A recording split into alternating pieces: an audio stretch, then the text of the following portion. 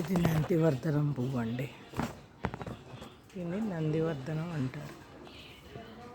ఈ మధ్య చాలా మొక్కలు, చాలా పూలు, ఎండాకాలం కదా పూలు పూయట్లేదు. ఇంతకుముందు చాలా బాగా పూసాయి.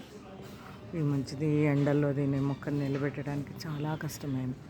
ఈ కొమ్మలన్నీ ఎండిపోయినాయి. మొత్తం అంతా కూడా చాలా ఆకులన్నీ పడిపోయి, రాలిపోయి, పండిపోయి చాలా. లేకపోతే మొక్క చాలా అందంగా ఉండేది, ఎంత బాగానో ఉండేది. ఖాళీ దొరికినప్పుడల్లా ఈ ఆకులు, పండిపోయిన ఆకులు, రాలిపోయిన వీటిని తీసేస్తూ ఉంటే ఇది చాలా చక్కగా వచ్చేది, పచ్చగా కళకళలాడుతూ. ఇంకో చూడండి, ఈ మొక్కకి ఎన్ని పూలు పూస్తున్నాయి, పొడి మొగ్గలు వస్తున్నాయి. ఇదొక మొగ్గ, ఇదొక మొగ్గ. ఇది రేపు 2 రోజులు పడుతుంది. ఇంకా ఇక్కడ ఉన్నాయి, ఈ దేవుడికి పెడతారు. ఇదిగో ఇక్కడ ఉంది, దీని దగ్గర ఈ పక్కన నాకుంది ఇంకొక పువ్వు. ఈరోజు పొద్దున్న మొగ్గలాగుంది, విచ్చుకోలేదు, అయితే దేవుడికి పెట్టేదాన్ని కోసి. ఇదిగో చిన్నది, ఇంకా ఉన్నాయి మొగ్గలు. ఇప్పుడు అక్కడ ఎండిపోయిన కొమ్మల్ని తీసేయాలి. ఇది మాకు గుమ్మల్లో ఎదురుగుండా ఉంటుంది. దీన్ని చూస్తే భలే ఆనందంగా అనిపిస్తూ ఉంటుంది మాకు. చూడండి, ఇగో మొగ్గలు ఇప్పుడే వస్తున్నాయి. మొగ్గలు ఇవి పూసి చక్కగా విచ్చుకుంటాయి అన్నమాట. ఇదిగో ఇక్కడ దాక్కుని ఇంకొక పువ్వు. ఇదిగో ఎంత బాగుంది. ఈ నందివర్ధనం చాలా మంచిది. మామూలుగా మనం పూజలు చేసుకుంటాము. అంతేకాక మనకి బాగా వేడి చేసి కళ్ళు మంటలుగా ఉంటాయి. అలాంటప్పుడు వేసవికాలం ఎండల్లో కళ్ళు మంటలు పుడుతూ ఉంటాయి చాలామందికి. అటువంటప్పుడు ఈ నందివర్ధనం చాలామంది ఏం చెప్తారంటే మజ్జిగలో తడిపిన దూది కానీ కాటన్ కానీ వేసుకోండి అని చెప్తూ ఉంటారు కళ్ళ మీద చలవ చేయడానికి.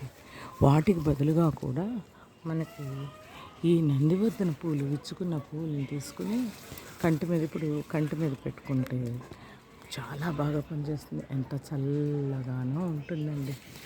కళ్ళ మంటలు అవన్నీ తగ్గుతాయి. ఇప్పుడు మనకి బ్యూటీ పార్లర్లో, స్పాల్లో మనకి మసాజులు చేస్తూ కళ్ళ మీద ఇవి పెడుతూ ఉంటారు కదా, కీరా ముక్కలు అవిను. వాటిలాగానే మనకి న్యాచురల్గా పనిచేసే పువ్వు అన్నమాట ఇది. దీన్ని కళ్ళ మీద పెట్టుకుంటే చాలా చల్లగా ఉంటుంది. ఇది మనకి మెడిసినల్గా ఉపయోగపడుతుంది అన్నమాట. ఆ రకంగా ఆకులు చూడండి, ఇప్పుడు వర్షాలు పడ్డాయి కదా, ఎంత అందంగా చక్కగా మొక్క ఎంత నీట్గా వచ్చిందో. చాలా బాగుంది, నాకు బాగా నచ్చింది.